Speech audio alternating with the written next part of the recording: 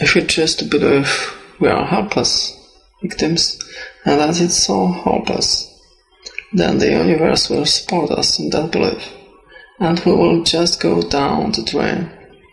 It is vital that we release all foolish, outmoded, negative ideas and beliefs that do not support us and nourish us. Even our concept of God needs to be one that is for us, not against us. To release the past, we must be willing to forgive. We need to choose to release the past and forgive everyone, ourselves included. We might not know how to forgive, and we might not want to forgive, but the very fact that we say we are willing to forgive begins the healing process. It is imperative for our own healing that we release the past and forgive everyone. I forgive you for not being the way I wanted you to be. I forgive you and I set you free. This affirmation set us free. Our disease comes from a state of unforgiveness. Whenever we are ill, we need to search our hearts to see who it is we need to forgive. The Course in Miracles says that our disease comes from a state of unforgiveness, and that whenever we are ill, we need to look around to see who it is that we need to forgive. I will add to that concept that the very person you find it hardest to forgive is the one you need to let go of the most. Forgiveness means giving up, letting go. It has nothing to do with conditioned behavior. It's just letting the whole thing go. We do not have to know how to forgive. All we need to do is to be willing to forgive. The universe will take care of the wholes. We understand our own pain as well. How hard it is for the most of us to understand that they, whoever they are, need most to forgive also are in pain. We need to understand that they were doing the best they could with the understanding, awareness and knowledge they had at the time. When people come to me with a problem, I don't care what it is: poor health, lack of money, unfulfillment, relationships, or stifled creativity. There is one thing I ever work on, and that is loving the self. I find that when we really love and accept and approve of ourselves exactly as we are, then everything in life works. It's as if little miracles are everywhere. Our health improves. We attract more money, our relationships becomes much more fulfilling, and we begin to express ourselves in creatively fulfilling ways. All this seems to happen without our even trying. Loving and approving of yourself, creating a space of safety, trusting and deserving and accepting, will create organization in your mind, create more loving relationships in your life, attract a new job and a new and better place to live, and even enable your body weight to normalize. People who love themselves and their bodies neither abuse themselves nor others. Self-approval and self-acceptance in the now are the main keys to positive changes in every area of our lives. Loving the self to me begins with never ever criticizing of self for anything. Criticism locks us into the very pattern that we are trying to change. Understanding and being gentle with ourselves help us to move out of it. Remember, you have been criticizing yourself for years, and it hasn't worked. Try improving of yourself and see what happens. In the infinity of life where I am, all is perfect, whole, and complete. I believe in a powerful greater than I am that flows through me every moment of every day. I open myself to the wisdom within, knowing that there is only one intelligence in the universe. Out of this one intelligence comes all the answers, all the solutions, all the healings, all the new creations. I trust this power and intelligence, knowing that whatever I need to know is relieved to me, and that whatever I need comes to me in the right time, space, and sequence. All is well in my world. This is the part 2, a session with Louise. Chapter 2. What is the problem? It is safe to look within. My body doesn't work. It hurts, bleeds, ages, oozes, twists, blows up, limps, burns, ages, can't see, can't hear, is rotting away, and so on. Plus whatever else you might have created, I think I have heard them all. My relationships don't work. They are smothering, absent, demanding, don't support me, always criticizing me, unloving, never leave me alone, pick on me all the time, don't want to be bothered with me, walk all over me, never listen to me, and so on, plus whatever I might have created. Yes, I have heard them all, too. My finances doesn't work. There's an existence, seldom there, never enough, just out of reach, get out faster than you come in. Won't cover the bills, slip through my fingers, and so on, plus whatever else you might have created. Of course, I have heard them all. My life doesn't work. I never get to do what I want to do. I can't please anymore. I don't know what I want to do. There is never any time for me. My needs and desires I always left out. I'm only doing this to please them. I'm just a doormat. Nobody cares what I want to do. I have no talent. I can't do anything right. All I do is procrastinate. Nothing ever works for me, and so on. Plus whatever else you have created for yourself. All those I have heard and more. Whenever I ask a new client what is going on in his or her life, I usually get one of those above answers, or maybe several of those answers. They really think they know the problem, but I know these complaints are only outer effects of inner thoughts patterns. Beneath the inner thoughts patterns is another deeper, more fundamental pattern that is the basis of all the outer effects. I listen to the words they use as I ask some basic questions. What is happening in your life? How is your health? What do you do for a living? Do you like your work? How are your finances? How is your love life? How did the last relationship end? And the relationship before that, how did it end? Tell me about your childhood, briefly. I watch the body postures and the facial movements, but mostly I really listen to the words they say, told, and the words create all future experiences. As I listen to them talk, I can readily understand why they will have those particular problems. The words we speak are in the cave of our inner thoughts.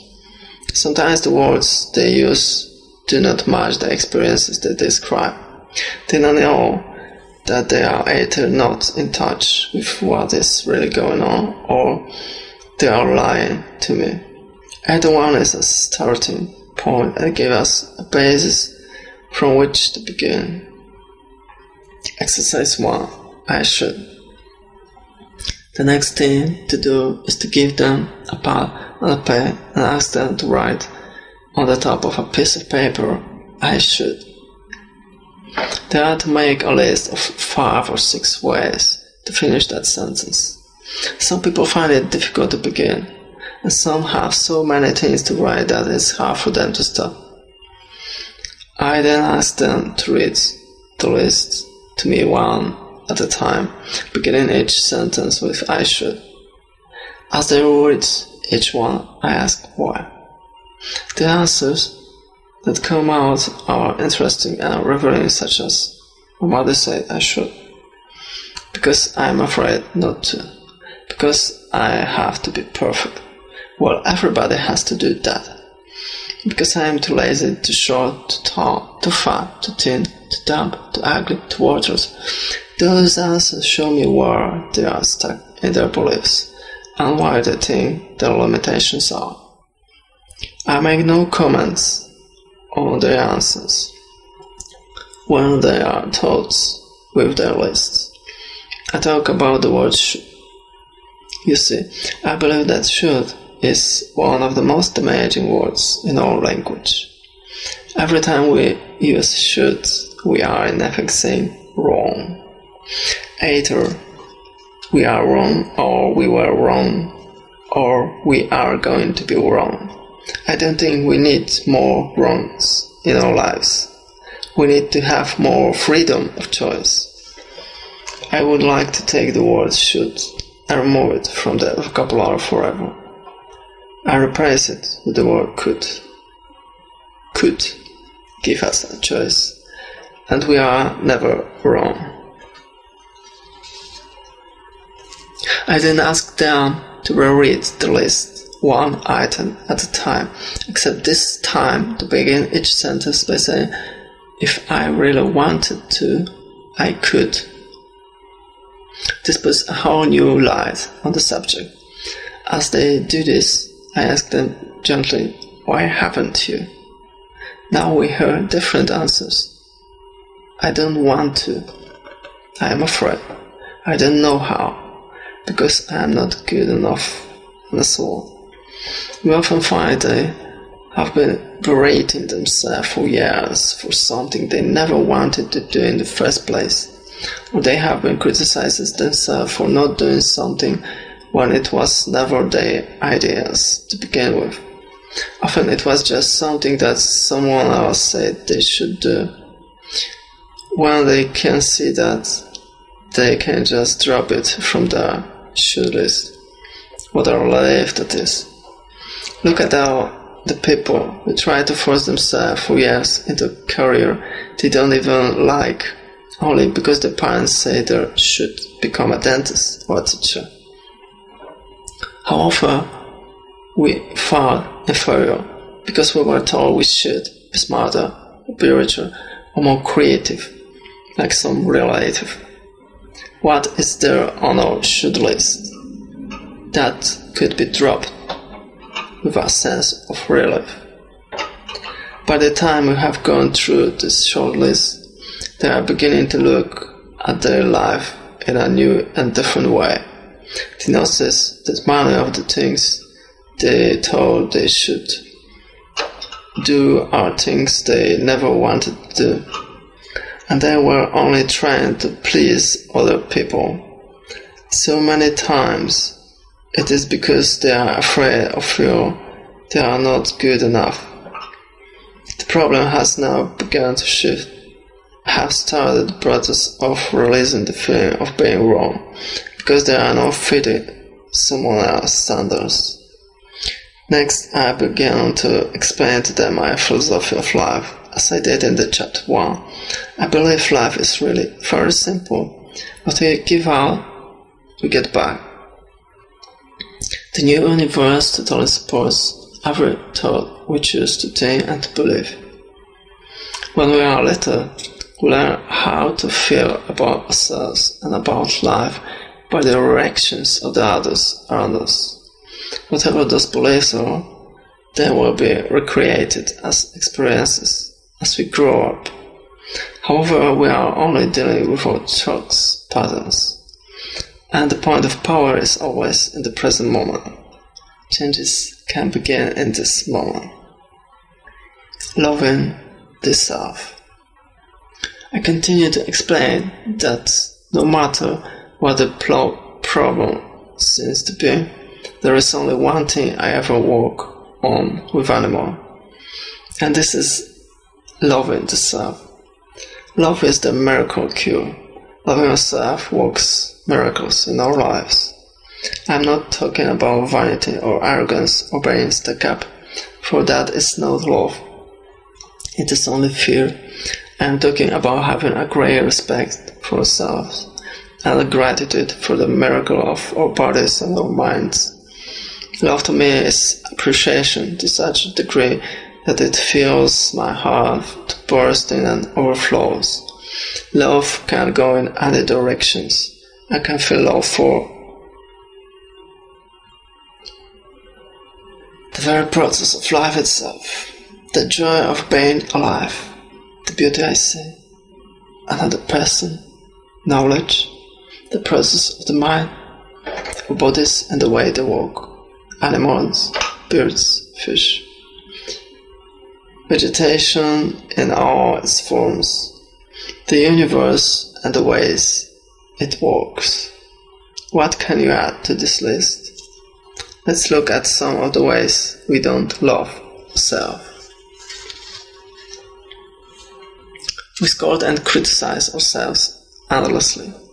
We mistreat our bodies with food, alcohol, and drugs. We just believe we are unlovable. We are afraid to charge a decent price for our services. We create illness and pain in our bodies. We procrastinate on things that would benefit us. We live in chaos and disorder. We create debt and burdens. We attract lovers and mates who belittle us. What are some of your ways? If we deny our goods in any way, it is an act of not loving ourselves. I remember a client I worked with who wore glasses. One day, we released an old fear from childhood. The next day, she awakened to find her contact lenses were bothering her too much to wear. She looked around and found her eyesight was perfectly clear. Yet she spent the whole day saying, I don't believe it.